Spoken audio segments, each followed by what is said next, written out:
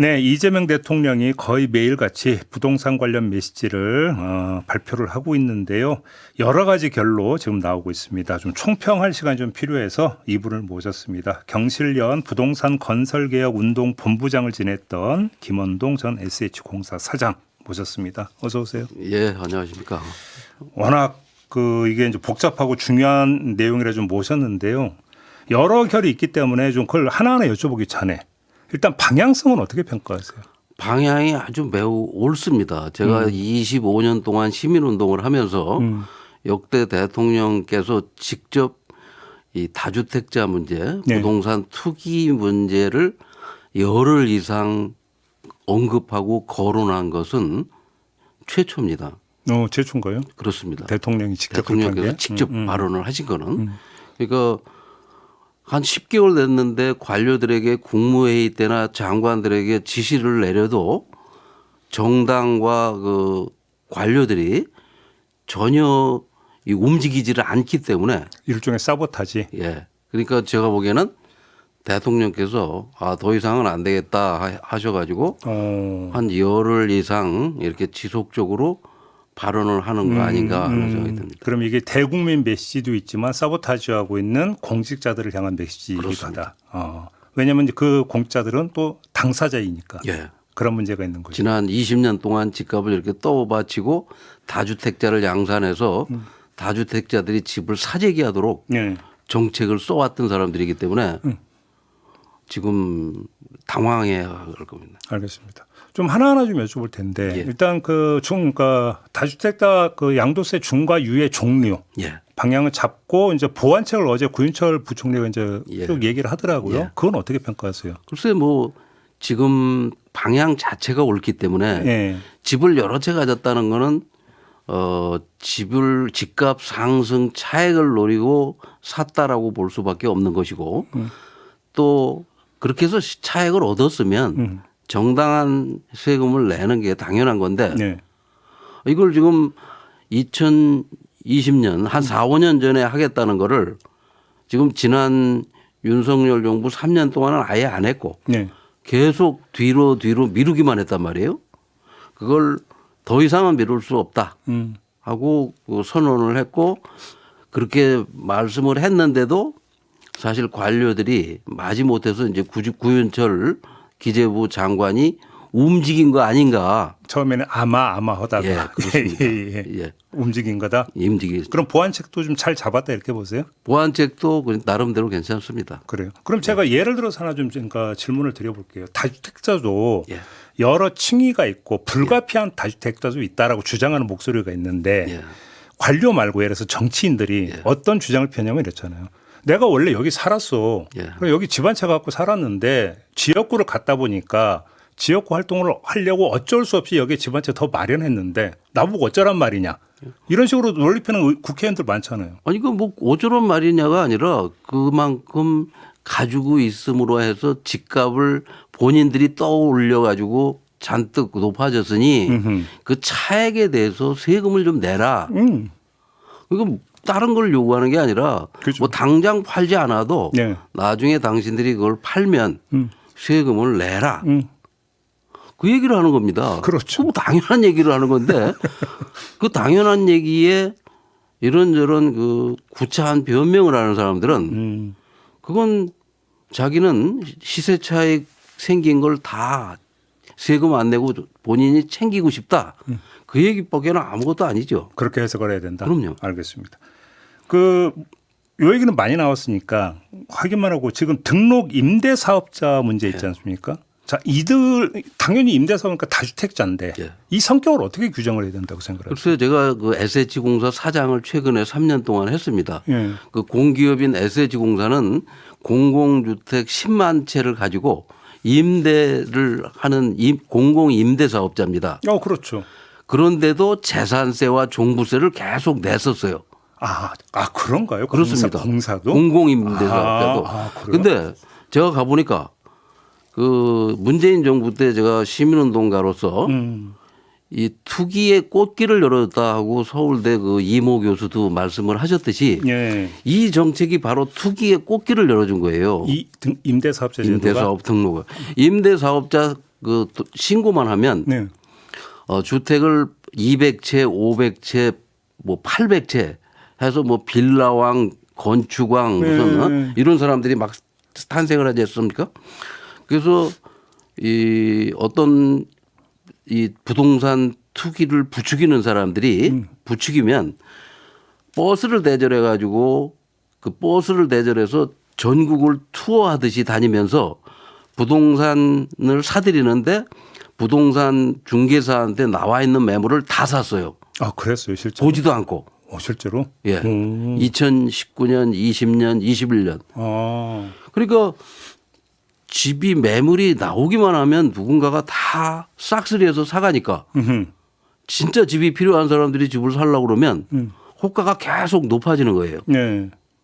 그래서 이게 집값 상승을 문재인 정부 5년 내내 집값 상승을 시킨 예. 가장 그러면 이게 뭐가 문제냐. 좀 전에 말씀드린 대로 SH공사나 LH공사는 재산세와 종부세를 내는데 이 임대사업자는 취등록세도 안 내고 재산세도 안 내고 종부세도 안 내고 아, 그래요?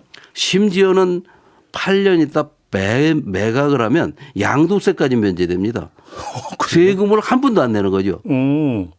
이런 제도를 가지고 있는 이런 제도적 특혜를 준 거기다 집을 이 사람들이 취득을 하면 예. 집값의 80%까지 대출을 해줬어요. 그 당시에. 근데 문재인 정부는 집값이 오른다고 해서 9억 이상 주택을 사는 사람들은 아예 대출을 안 해줬습니다. 1가구 1주택자도. 그런데 집을 몇백 채씩 가진 사람들에게는 집값의 80%까지 대출을 해주니까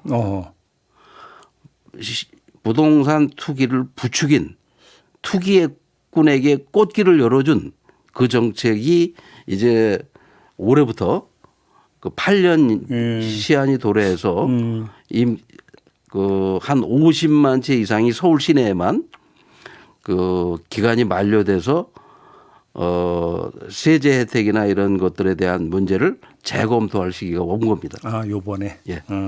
결국 이렇게 해가지고 뭐 갭 투자로 가고 그게 전세 사기로 갔던 거잖아요. 예. 이게. 그래서 전세 사기를 당한 사람들은 또 국민 세금으로 그걸 메꿔주고 그렇네요. 이런 정말 아주 나쁜 제도를 그 대통령께서 직접 거론하시고 있다는 것은 이건 정말 매우 놀랄 만한 일이죠.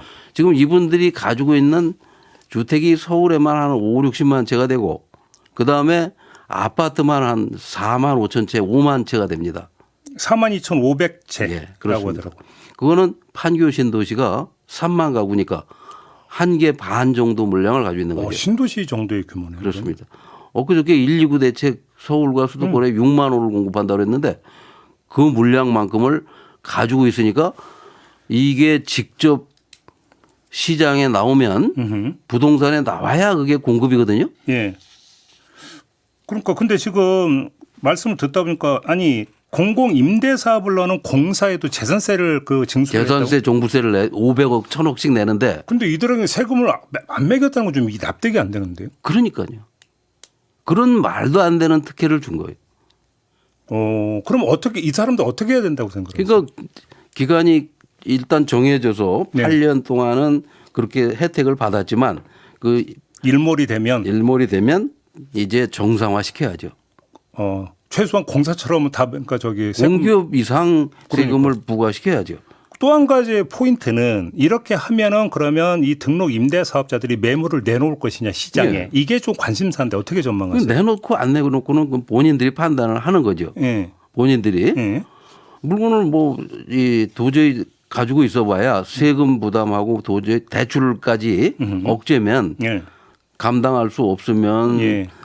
본인이 가지고 있고 싶어도 시장에 나올 수밖에 없죠. 그러니까 아까도 말씀드렸듯이 지금 그 서울에서 집을 살려면 한 4억 이상 대출이 안 됩니다. 그런데 그렇죠. 이분들은 20억, 30억짜리 아파트를 가지고 있는데도 어허. 대출이 그 구입 당시에 80%까지 돼 있었어요. 거기다 세를 놔가지고 보증금까지 받았어요. 엄청난 금융 혜택을 받았는데 세 부담뿐 아니라 대출까지도 규제를 해야 돼요.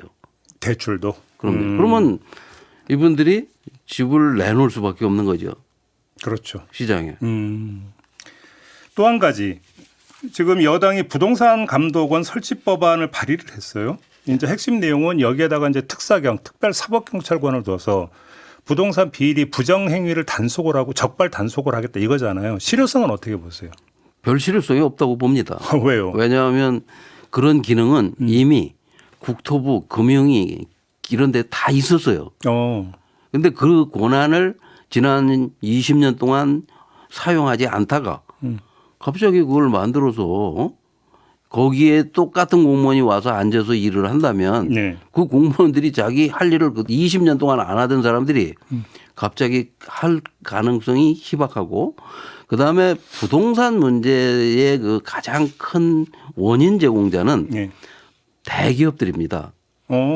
어떤 점에서요? 대기업들이 부동산 분양가를 정하고 부동산 문제나 부동산 정책이 대기업에 포커스를 맞춰져 있으니까 그다음에 대기업들이 땅을 사고 분양을 해서 큰 돈이 거기서 왔다 갔다 하지 개인들이 하는 거는 거기에 비하면 아무것도 아니죠. 그렇죠. 그러면 부동산 감독원이 그런 대기업들 아파트 분양을 하는 사람들 시행사들 이런 사람들의 그 자금 흐름을 추적하고 투기를 조장하거나 그 불법 거래나 이 탈법 거래를 눈 감아주거나 폭리도. 예, 폭리를 취해서 그걸 탈세를 하거나 예. 이런 거를 감시를 해줘야지 그런 건 놔두고 개인들이 하는 걸 해봐야 그 어떤 사람을 어떤 기준으로 적발해 가지고 어떻게 할지는 본인들이 정하는 건데. 서울에서 김서방 찾기입니까 그거는? 예. 그래서 제가 보기에는 이건 큰 실효성은 없지만 지금 대통령께서 예. 이렇게 다주택자 문제나 이 등록 임대 사업자들의 특혜를 누리는 사람들의 문제를 제기하고 있으니까 이분들에 대한 감시라도 누군가가 제대로 한다면 네. 뭐 그나마 없는 것보다는 낫지 않겠나 하는 생각도 듭니다. 그런데 이제 문제는 있었는데도 제대로 일을 하지 않은 것은 결국은 그냥 어떤 개통에 따라서 명령 책임이 위로 올라가서 그러니까 최고 결정권자가 얼마나 강력한 의지를 가지고 드라이브를 거느냐에 따라서 실행력은 좀 달라지는 거 아니겠어요? 그렇습니다. 대통령 근데 최고 의사결정권자인 대통령께서 예. 국무회의 때 공개적으로 지시를 내려도 그래도 지금 8개월, 10개월 동안 안 움직이는 분들이 과연 무슨 감독원을 총리실에다 둔다고 해서 제가 지금 말씀을 듣던가 퍼뜩 든 생각인데요. 부동산 감독원의 특사경이 제일 먼저 공직자를 한번 이렇게 쭉 한번 조사하면 어떨까요? 그렇습니다. 공직자나 법인 대기업 그러면 좀 효과가 있을 것 같은데. 그러면 되는데 예. 그분들은 아예 건드리지도 못할 겁니다. 이제 자기 상관일 경우가 또 많이 있겠죠. 똑같은 공직자니까. 예. 그런 문제가 있습니까? 그렇습니다. 민간이 어떻게 안 되나 민간인으로 해서. 그러니까 지금 사실은 제가 정치인들 예. 그다음에 공직자들 고위 공직자들이 부동산을 많이 가진 문제를 계속 제기를 했었는데 네. 그 이유는 뭐냐하면 부동산을 많이 가진 게 문제가 아니고 그 부동산을 많이 가진 사람이 정책을 결정한다는 거예요. 네. 그러면 집 없는 서민을 위한 정책을 하겠습니까? 그렇죠. 집을 많이 가진 사람들을 위한 정책을 하겠습니까? 그러니까요. 지금 대한민국의 정치인과 공직자들은 집을 많이 가진 사람만 대변하는 거예요. 여야를 막론하고. 네. 그래서 제가 공기업 사장 3년 동안 하면서 서울에 3억짜리 아파트를 공급을 했어요. 그것도 한 2천 가구를. 근데 그걸 아는 사람도 없고 그런 걸 더 많이 공급하겠다는 사람도 없습니다. 그걸 아는 사람은 이재명 대통령밖에 없어요. 그래요? 이재명 대통령은 성남시장 시절부터 아니 오세훈 시장은 알 거 아니에요. 경기도지사까지 제가 한 2~3시간씩 앉아서 그분하고 많은 이런 대화를 했었어요. 토론 많이 하셨어요? 그렇습니다. 그리고 정책 제안도 했고. 예. 그러면 그 정책을 즉시 실행하는 분은 그분밖에 없어요. 오세훈 시장과도 많은 대화를 했었는데 그 제가 서울시에 SH공사를 맡아서 이 3억짜리 이런 아파트를 공급을 했으면 그거는 서울시장이 한 것일 수도 있습니다. 그렇죠, 그렇죠. 근데 그거를 홍보를 안 해요. 그리고 확대를 하겠다는 얘기도 없고 아, 서울시에서도 심지어는 서울시 관료들이나 국토부 관료가 그 제가 임기 말에 한 300호를 공급하려고 그랬더니 그걸 방해해서 지금 못 하고 있어요. 2년째 SH공사는 한 채도 공급을 안 했고 LH공사는 지난 3년 동안 서울과 수도권에서 5천 개도 못 했는데 근데 무슨 6만 개를 하고 10만 개를 하고 뭐 150만 개를 한다고 이렇게 발표하는 거는 정말 그 거짓말을 해도 자 10개월 동안 이재명 대통령이 취임해서 10개월이 지났는데 SH공사는 빵, LH공사는 800개 했어요. 수도권에서 1000개 했습니다. 1년 동안 1000개 공급했는데 예. 5년 동안 무슨 재주로 15만 채 뭐 6만 채 이게 말이 되는 그러면 아니 조금 전에 서울시가 방해했다고 말씀 주시는 그 팩트를 갖고 지금 하시는 말씀. 그렇습니다. 제가 공문을 직접 받았고 그 근거를 가지고 있죠. 공문이 어떤 내용이에요? 공문으로 하지 말라고? 분양하지 마라. 분양하지 말라고요? 뒤로 밀어라. 그런 공문이 왔어요? 왜요? 이유가 왜냐하면 그 국토부도 예. 사전 청약을 안 하니 예. 예약을 하지 마라. 분양을 하지 마라. 이런 말 같지 않은 그 공문을 제가 받았습니다. 그러니까 이건 정말 심각한 문제예요. 관료들은 예. 제가 다시 말씀드리면 지난 20년 동안 집을 많이 가진 다주택자, 투기 세력들을 위한 정책만 생산해냅니다. 알겠습니다. 그러면 이 자리를 빌어서 만약에 이재명 대통령에게 예. 지금 잘하고 있고 방향성은 맞는데 그래도 이런 것들은 좀 더 추가했으면 좋겠다 내지 보완했으면 좋겠다라고 혹시 조언을 해 주신다면 어떤 말씀을 주시겠습니까? 자, 이재명 대통령이 예. 100만 호의 기본주택을 공급한다고 그랬습니다. 아, 예, 옛날에 그 이거죠. 옛날에 여러 공약이 네네. 있습니다. 그걸 당장 실행시키십시오. 그러면 한 달에 이 분양되는 물량에 한 2, 3천 개씩만 한 달에 이 수도권에서 3기 신도시 같은 데서 건물 분양 기본주택을 하면 예. 그러면 대통령이 지시한 대로 LH가 땅을 팔 필요도 없고 예. 그다음에 건물 분양으로 수도권과 서울에서 3억대의 아파트가 쏟아져 나오면 집값이 어떻게 되겠습니까? 떨어지겠죠. 새 집이 주변 집값의 절반도 안 되는 가격에 쏟아져 나오면 당연히 집값이 안정되고 되는데 예. 그걸 지금 버티기를 하면서 예. 국토부 장관과 국토부는 10개월 동안 800가구 했는데 그것도 팔지 말라는 땅까지 포함해서 파는 거 800개밖에 없어요. 그러면 저기 사장님이 SH공사에 계실 때 3억짜리 아파트를 공급했다는 것도 그 모델이겠네요. 그러면. 그렇습니다. 그게 바로 이재명 대통령이 얘기했던 기본주택. 기본주택. 똑같은 개념이다. 그렇습니다. 그다음에 한 가지 첨언하면 네. LH공사에게 당장 분양 원가 공개하라고 오. 지시를 내리십시오. 예. 그럼 민간에도 영향 주겠죠. 그렇습니다. 그렇죠. LH공사한테 후분양제 즉각 시행하라고 지시를 하십시오. 그게 이제 다주택자 문제 다음에 해결할 건데 이미 준비하고 계실지도 모릅니다. 그렇게 보세요. 그렇습니다. 너무 빨리 한꺼번에 여러 개를 쏟아내면 예. 또 그렇죠.